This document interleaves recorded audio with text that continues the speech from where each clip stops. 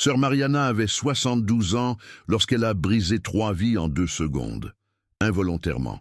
Ce drame est survenu par accident, un accident irréversible, une vérité incontournable, un instant qui allait tout changer à jamais. C'était un jeudi après-midi de novembre, au couvent Santa Teresa de Coimbra, cette ville universitaire où le fleuve Mondego coulait, indifférent aux drames humains qui se déroulaient sur ses rives. Le couvent se dressait sur une colline dominant la ville. C'était un édifice en pierre du XVIIe siècle, où 9 religieuses vivaient dans la contemplation et le service. Mariana y était depuis 54 ans, y étant entrée à l'âge de 18 ans.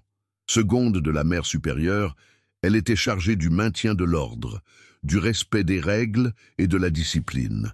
Elle n'était pas autoritaire de nature, mais des décennies passées à exercer cette fonction avaient forgé sa personnalité. Elle se considérait comme la gardienne de l'intégrité de la communauté.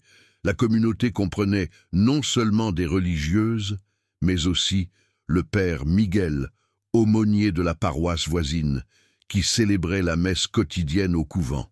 Âgé de 38 ans, il avait été ordonné prêtre 12 ans auparavant et affecté à cette paroisse 3 ans plus tôt. Calme, pieux, apprécié des paroissiens mais distant des religieuses, il savait toujours respecter les limites de la bienséance. Mariana appréciait son professionnalisme. Il y avait aussi sœur Catherine, 29 ans, dans un ordre qui ne comptait que 4 membres. Elle y était entrée jeune et pleine de ferveur, mais ces derniers mois, Mariana avait remarqué des changements. Distraite pendant les prières, absences inexpliquées, un sourire secret qui apparaissait par moments. Mariana soupçonnait que Catherine était en proie à des doutes quant à sa vocation, ce qui était fréquent chez les jeunes religieuses. Elle avait prévu un entretien pastoral pour lui apporter son soutien. Il n'avait jamais effleuré l'esprit de Mariana que les absences de Katharina puissent être liées à quelqu'un en particulier. Les religieuses et les prêtres gardaient leur distance. C'était une règle non écrite, mais absolue. Aussi, lorsque Mariana alla trouver Katharina ce jeudi après-midi-là, elle ne cherchait pas un scandale. Elle cherchait simplement une jeune religieuse pour lui rappeler une tâche oubliée. Catherine n'était pas dans sa cellule. Elle n'était pas à la chapelle. Elle n'était ni au réfectoire ni au jardin. Mariana vérifia les endroits les plus évidents, en vain. Puis elle se souvint que Catherine se rendait parfois dans le débarras du sous-sol où le couvent entreposait les bougies, les vêtements liturgiques et le matériel d'entretien. C'était un endroit calme où l'on pouvait trouver un moment d'intimité. Mariana descendit l'escalier de pierre menant au sous-sol. Le couloir était sombre, éclairé seulement par de petites fenêtres hautes. La porte du débarras était fermée à clé. Mariana ne frappa pas. Il n'y avait aucune raison de frapper dans le débarras. C'était un espace partagé. Elle poussa simplement la porte et entra. Et il vit Katharina et le père Miguel, ensemble. Non pas pour une conversation innocente, mais dans une étreinte qui ne laissait aucun doute. Leurs corps pressés l'un contre l'autre, ses mains sur son visage, sa bouche sur la sienne dans un baiser profond, passionné, indéniablement romantique.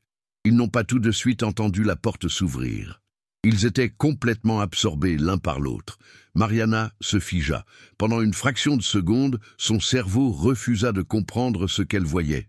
Impossible. Un prêtre et une nonne, tous deux ayant prononcé des vœux de chasteté, s'embrassant dans la cave d'un couvent. Impensable. Et pourtant, c'était bien réel. Cela se passait juste devant elle. Le son qui lui échappa fut involontaire. La voix de Gasp était étouffée par le choc.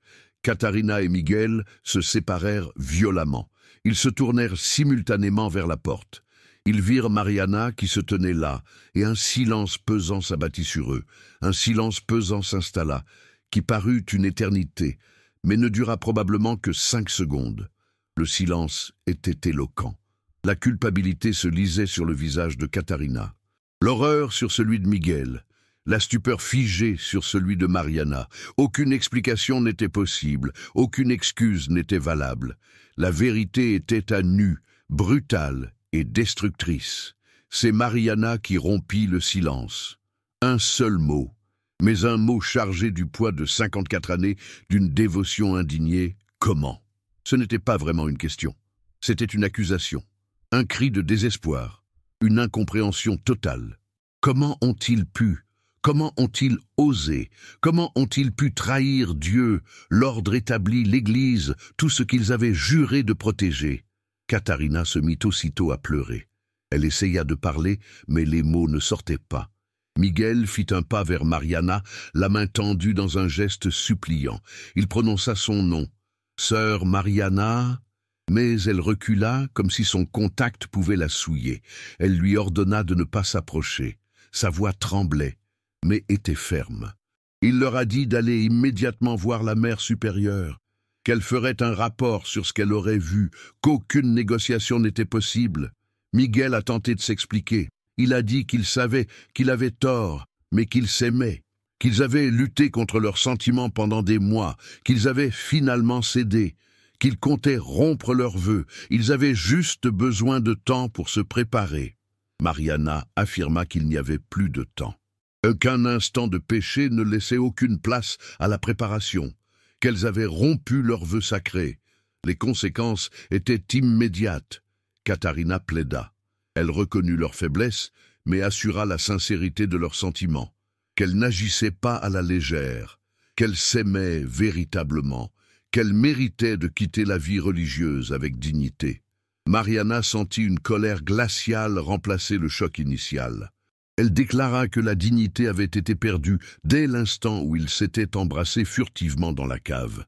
Si leur amour était réel et qu'ils souhaitaient s'unir par les liens du mariage, ils auraient dû le faire dans les règles. Au lieu de cela, ils avaient choisi la tromperie, les rencontres secrètes et la profanation d'un lieu sacré. Il n'y avait là aucune dignité. Miguel tenta de se justifier. Il expliqua que la procédure de délivrance des vœux prenait des mois, voire des années, que les autorités ecclésiastiques refusaient fréquemment, que leurs sentiments ne pouvaient attendre la bureaucratie. Mariana répliqua froidement qu'ils auraient dû attendre loin du couvent, loin de tout lieu de culte, pas dans une cave où étaient conservés les vêtements liturgiques. Katharina s'est effondrée. Agenouillée au sol, elle pleurait, disant qu'elle était désolée, qu'elle savait avoir péché et qu'elle accepterait n'importe quelle punition. Miguel s'est agenouillé près d'elle, son bras autour d'elle, dans un geste protecteur. Même sous le coup de la colère, il ne pouvait s'empêcher de la toucher. Mariana l'a vu, et quelque chose en elle s'est endurci davantage. Il n'y avait pas de véritable remords, seulement de la tristesse d'avoir été surprise. Elle leur ordonna de se lever et de la suivre. Ils montèrent en silence au bureau de la mère supérieure. Mariana frappa, entra et demanda une audience urgente. Mère Maria avait 76 ans et vivait au couvent depuis 58 ans. Elle avait presque tout vu en des décennies de service. Mais lorsque Mariana raconta ce dont elle avait été témoin, même la mère supérieure fut véritablement choquée. L'interrogatoire fut long et pénible. Depuis combien de temps durait leur relation? 6 mois. Y avait-il eu beaucoup de contacts physiques? Seulement des baisers jusque-là. Mais ils avaient prévu plus. Avaient-ils fait des déclarations publiques d'intention de s'installer ensemble? Pas encore. Quelqu'un d'autre était-il au courant? Non. La mère supérieure a demandé directement à Miguel, en tant que prêtre, gardien des mœurs, comment pouvait-il justifier de séduire une jeune religieuse placée sous sa tutelle spirituelle? Miguel a nié toute séduction. Il a affirmé que l'attirance était réciproque, que Katharina avait entamé la conversation qui avait mené à l'intimité. Katharina l'a confirmé. Elle a déclaré que c'était vrai, qu'elle était tombée amoureuse la première. Mariana intervint. Elle déclara qu'il importait peu de savoir qui avait commencé. Tous deux étaient coupables. Tous deux avaient rompu leurs vœux. Tous deux avaient déçu Dieu et la communauté. La mère supérieure approuva. Elle affirma que les conséquences étaient claires. Miguel serait immédiatement dénoncé à l'évêque. Katharina serait placée en isolement le temps que la procédure de dispense de vœux soit engagée. Il n'y avait pas d'autre solution. Miguel accepta. Il dit comprendre. Mais il demanda que Katharina soit traitée avec compassion, qu'elle ne soit pas une criminelle, juste un être humain. La mère supérieure expliqua que la compassion n'impliquait pas l'absence de conséquences, que Katharina devrait affronter l'examen minutieux, les interrogatoires et peut-être le rejet de sa famille et de ses amis lorsque la vérité éclaterait. Miguel promit d'être à ses côtés en toutes circonstances, qu'il quitterait les ordres et qu'ils construiraient une vie ensemble. Mais les choses ne se sont pas passées ainsi.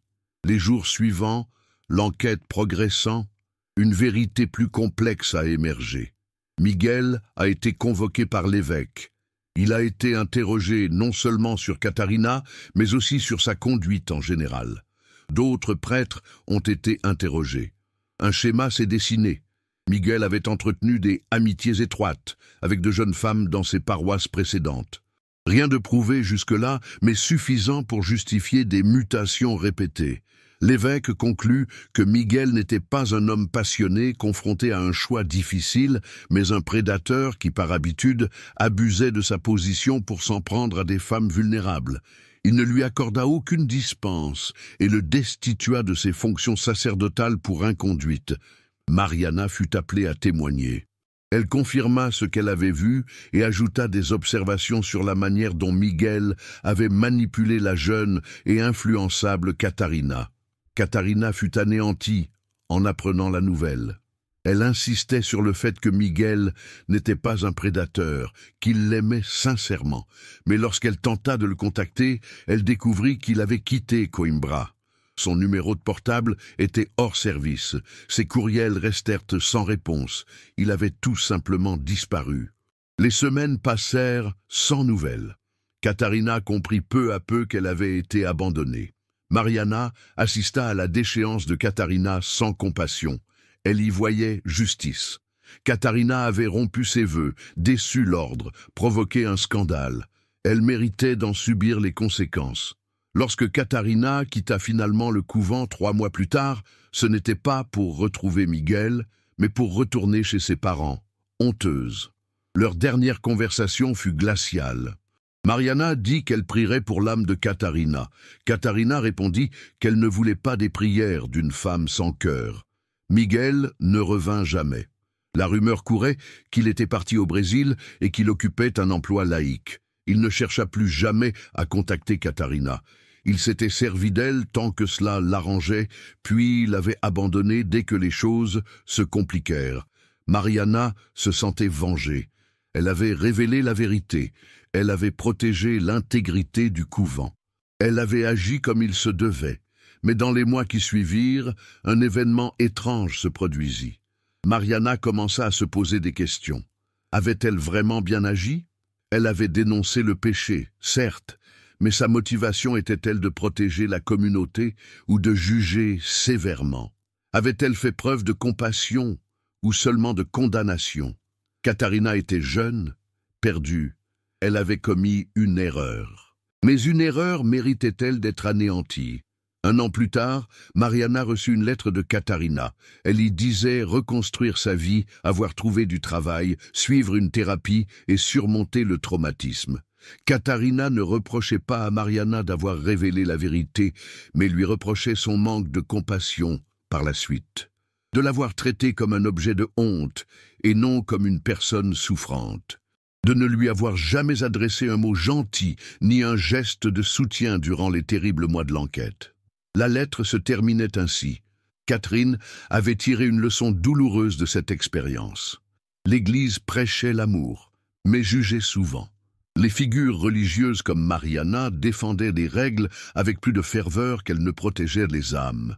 Le pardon était un mot employé, mais rarement accordé. Elle n'attendait pas de réponse. Elle voulait simplement que Mariana prenne pleinement conscience des conséquences de ses choix. Mariana lut la lettre à plusieurs reprises. D'abord sur la défensive, elle se sentit déterminée. Elle avait suivi le protocole. Elle avait signalé une faute grave. Ce n'était pas à elle de consoler quelqu'un qui avait rompu ses vœux, mais peu à peu, la défensive laissa place au doute. Fallait-il vraiment être si dur? Katharina était jeune, manipulée par un homme plus âgé. Elle méritait de la compassion que Mariana lui refusait. Il répondit à la lettre en s'excusant, non pas d'avoir révélé la vérité, mais de son manque de bienveillance par la suite. Katharina ne répondit jamais. Mariana ne lui en voulait pas. Le mal était fait. 2 secondes de découverte avaient engendré des mois de cruauté irréparable. 5 ans plus tard, à 77 ans, Mariana repensait encore à ce moment. La porte qui s'ouvrait, le silence éloquent. Le choix qu'il avait fait, une tolérance zéro, une absence totale de pitié. Il avait anéanti Katharina au nom de la protection de l'ordre, mais l'ordre avait survécu. Katharina avait survécu de justesse. Miguel avait échappé aux conséquences. Seule Katharina avait payé le prix fort. Mariana finit par comprendre qu'elle avait été un instrument non de justice, mais de rigidité, que les règles qu'elle défendait avec tant d'acharnement servaient davantage son ego que Dieu, que le Jésus qu'elle prétendait suivre avait offert sa miséricorde à l'adultère. Elle n'offrit que des pierres. Elle implora le pardon dans ses prières, mais elle savait que certains dégâts étaient irréversibles. Le silence de cet instant ne signifiait pas seulement qu'un péché avait été commis. Il signifiait que l'amour véritable, compatissant, patient, était absent. Et l'absence d'amour était un péché plus grave que n'importe quel baiser interdit.